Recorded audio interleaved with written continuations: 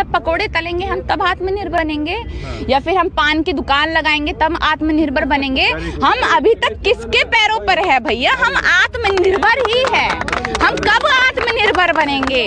हम आज तक आत्मनिर्भर ही हैं। आपने हमसे सब कुछ छीन लिया। आप हमारे घर में आकर रोटियां नहीं बनाते हैं, आप हमें कमाकर नहीं देते हैं। हम बाहर जाते हैं, जॉब्स ढूंढते हैं, पागल हो जाते हैं जॉब ढूंढ ढूंढ के, तब 10-12 हजार की नौकरी करते हैं, तब हम अपना घर पालते हैं। तो हम आत्मनिर्भर ही है। आपकी तरह जनता का पैसा लूटकर 9-9 लाख का सूट नहीं पहनते हम।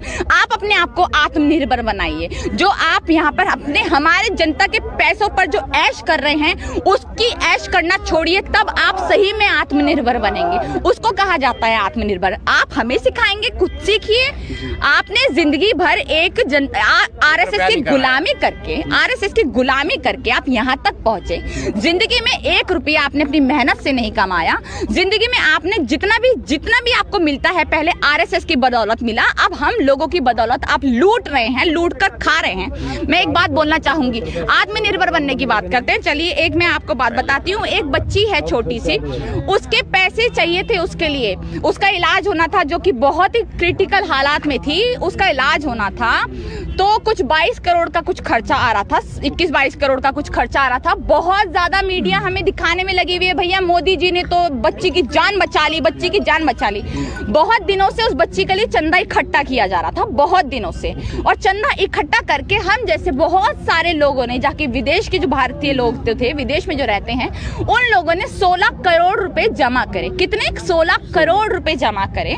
फिर उसके बाद कुछ 21 करोड़ का खर्चा था, तो हमारी 21 से 22 करोड़ का खर्चा था। तो हमारी मोदी सरकार जो है, जो एक सबसे घटिया सरकार है, उसने 6 करोड़ जो थे वो माफ कर दिए। तो इतना बड़ा काम कर दिया। वो 6 करोड़ क्या उनके अपनी जेब से आ रहे हैं? वो उनके पैसे हैं खुद के। सरकार जो है सारा टैक्स का पैसा दूसरों पे लगाती है, वो हमारा ही पैसा हम पे लगा रही है, और हम ही खुश हो रहे हैं कि भैया हमारे लिए बहुत काम कर दिए। आप ये सोच रहे हैं हमें क्या चाहिए? एक्चुअल में हमें क्या चाहिए? हमें चाहिए जॉब्स। हम अपना अगर लगा रहे हैं, अगर टैक्स दे रहे हैं, इनकम टैक्स भर रहे हैं, तो एटलीस्ट हमें जॉब दीजिए, उनसे हम कमाकर दोबारा तो खा पाए ना। आप हमारा लूटते ही रहेंगे, हमें वापस नहीं देंगे, ये तो नहीं होगा ना। 16 करोड़ रुपए उस बच्ची के लिए सबने जमा करे, उसको एक ने भी नहीं दिखाया, और लगातार हमारी मीडिया दिखाई जा रही है 6 करोड़ माफ हो गए, 6 करोड़ माफ हो गए। अरे जनाब, वो हमारा ही पैसा है। आप इस तरह से बहकावा देकर लोगों को बेवकूफ मत बनाइए। आपको वाहवाही करनी चाहिए आम जनता की, जो एक बच्ची के लिए खड़ी हुई। और ऐसे ही हम आज सब लोग जो यहाँ पर खड़े हो रहे हैं, आज यहाँ पर कोई नहीं देख रहा कि हिंदू कौन है, मुस्लिम कौन है, कोई नहीं देख रहा। शायद मेरी जाति धर्म किसी को भी नहीं पता होगा, मेरा नाम भी नेहा है, तो शायद आधे लोगों को ही लगता है मैं मुस्लिम हूँ, आधे को लगता है मैं हिंदू हूँ, किसी को यही नहीं पता तो मैं कौन से धर्म से आती हूँ। तो इस आंदोलन की सबसे अच्छी और पक्की बात यही है कि यहाँ पे कोई एक धर्म नहीं है, यहाँ पर सारे धर्म जाति मिलकर एक साथ काम कर रहे हैं। जिस तरह से उस बच्ची को बचाया गया, बचने वाली है वो बच्ची, इस बच्ची को इस तरह बचाया गया, इसी तरह से हम आम जनता सब लोग मिलकर वो जो आंदोलन, ये आंदोलन जो हो रहा है, इसको भी खड़ा करेंगे और ज्यादा पक्का करेंगे। अभी भी बहुत पक्का है, मुझे लगता नहीं कि ये आंदोलन अब किसी का मोहताज रहा है पक्का करने के लिए। तो बड़ा है और आगे बड़ा होता रहेगा। इस आंदोलन में जितनी भी 3 चीज कानून है वो वापस होके रहेंगे, अगर ऊपर वाला ना करे कि किसी के साथ कुछ हो। और मैं तो खैर बद्दुआ भी नहीं दे रही हूँ, क्योंकि इन लोगों को बद्दुआ देकर शायद अपनी जुबान गंदा करना है और शायद हम पे ही लग जाएगी। तो इन लोगों के लिए तो शायद बद्दुआ भी कम है। मेरा ये मानना है कि इन लोगों के लिए बद्दुआ भी कम है। ये लोग वो लोग हैं जिनको सही में एक दिन भुगतना चाहिए ये सब चीजों के लिए। जो हमारे भारत में किसान जो शहीद हुए हैं, जो आज उत्तराखंड में हो गया, आप एक ट्रक लगा देते हैं वहां से लोगों को निकालने में लगे हुए। हाथरस में कितना बड़ा कांड हुआ था। हाथरस का कांड कोई छोटा मोटा कांड था। बच्ची को जला दिया गया, वहां पर जलाकर मार दिया गया। पहले रेप किया गया बहुत बुरी तरह से, फिर उसको चुपचाप से जलाकर मार दिया गया, क्योंकि वो एक दलित की बच्ची थी, इसलिए उसको मार दिया गया। आज मैं सुबह जब न्यूज देख रही थी सुबह, तो जब ये बात आई कि वो जो लड़का है जो वहां पर मंगोलपुरी में जिसको मारा गया है, मंगोलपुरी में वो लड़का मर गया है, तो इन्हीं का कपिल मिश्रा आकर ये बोल रहा था कि ये लोग जो है, यहाँ ना कि कांग्रेस का नाम लिया उसने, बहुत सारी पार्टियों का नाम लिया, कि ये जो लोग हैं वो हाथरस वाली पे चले जाएंगे पर इस पर नहीं आएंगे। मतलब हाथरस की बच्ची से, आप जिसके साथ बलात्कार हुआ, उसे जला दिया गया, अब आप अपनी मौत जो मौत होती है उसका भी कंपेरिजन करेंगे कि ये वाली मौत बड़ी है, वाली मौत बड़ी नहीं, उस पर तो चले जाते, इस पे नहीं आ जाते। आप ये देखिए जो हमारे किसान हैं वो कहीं ना कहीं हम हम लोगों में से जो 200 किसान अभी जिन्होंने जान दी है, वो एक तरीके से आप ये मत सोचिए, एक तरीके से वो सोचिए कि हमारी ही जान गई है, क्योंकि आज किसान ना हो तो हम भी नहीं हैं। आज किसानों की वजह से मैं यहाँ खड़ी हूँ, आप खड़े हैं, हम सब यहाँ पर किसानों की वजह से ही खड़े हैं। किसान ना हो तो आप बनाएंगे रोटी, आप उगाएंगे अनाज, या फिर आप वो जो खेती की फोटो डालते हैं वो करेंगे। आपके लोग जो हैं बाहर अगर एक झाड़ू लगा दे तो 1000 फोटो खिंचवा लेते हैं, जिनमें से पूरा का पूरा रोड पहले ही साफ कर देते हैं, जरा सी गंदगी ना बच जाए। आप उन लोगों में से हैं और आप कह रहे हैं कि आप संसद में इस तरह से उठ नहीं सकते, क्योंकि ये संसद का एक तरीके से अपमान है, तौहीन कर रहे हैं, आप वो नहीं उठ सकते।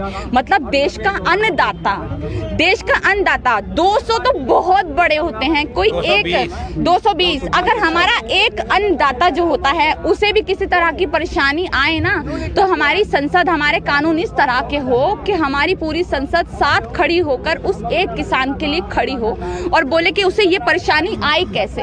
ये हमारे किसानों के साथ होना चाहिए। हमें जो यहाँ पर सब्सिडी मिलती है किसानों को कितनी सब्सिडी मिलती है? सब्सिडी तो बंद कर दी। मैं वही तो बोल रही हूँ, कितनी सब्सिडी मिलती है? जो पहले मिलती थी वो तो गवर्नमेंट की सब्सिडी बंद हो गई। आप अगर वहाँ की क्या कहते हैं इसको, बाहर की जापान की बात कर ले, 9 लाख सब्सिडी मिलती है। विश्व गुरु है हम, 42 लाख रुपए दिए जाते हैं वहाँ पे, 42 लाख भी। जो हमारा सबसे बड़ी जो बात है, सबसे देखिए, मैं पहली बात किसी पार्टी का सपोर्ट नहीं करती, तो कोई भी मुझे यहाँ पे किसी भी पार्टी का ना समझे।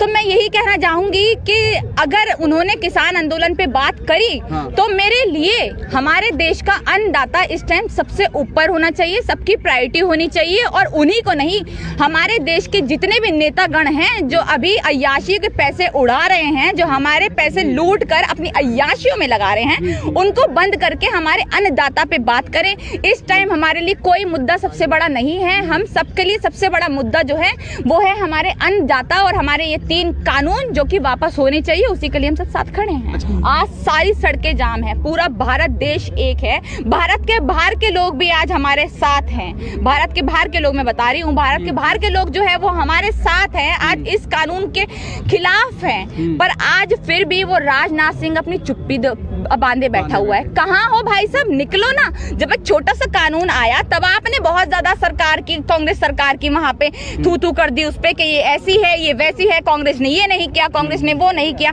आज आपकी सरकार क्या कर रही है? आप एक बारी बाहर निकलिए, जनता से सामना कीजिए। और स्मृति ईरानी की जो बात है, स्मृति ईरानी वो है जो देश का पैसा लूट कर बस खाने के लिए बनी है। उसको देश से कोई मतलब नहीं है, देश की बेटियों से कोई मतलब नहीं है। हाथरस कांड हुआ था, देश की बेटी ही तो है ना वो भी तो बेटी ही है ना एक देश की। उन्होंने भी कभी ना कभी जन्म लिया होगा।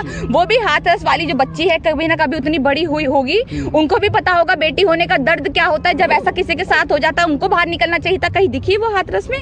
कहीं नहीं दिखी। जब वो एक महिला होकर एक महिला के लिए आवाज नहीं उठा सकती, एक बच्ची के लिए आवाज नहीं उठा सकती, तो कैसे हम उम्मीद कर ले कि हमारे किसानों के लिए, हमारे अन्नदाताओं के लिए आवाज उठाएगी? बिल्कुल नहीं। देखिए, ये लोग जो है सिर्फ अपना सोचने वाले हैं कि हमारी भला हो रहा है, हमारे लिए बहुत है, हमें ना देश से मतलब है, ना हमें हमारे देश के लोगों से मतलब है। देश के लोग मर रहे थे, मर रहे हैं और मरते रहेंगे, इनसे हमें कोई मतलब नहीं है। हमारी जो रोटियां सिक रही है, जो राजनीति की रोटियां हम जय श्री राम करके सेक रहे हैं, वो हमेशा ऐसे सेकते ही रहेंगे, वोट पाते रहेंगे। हमारी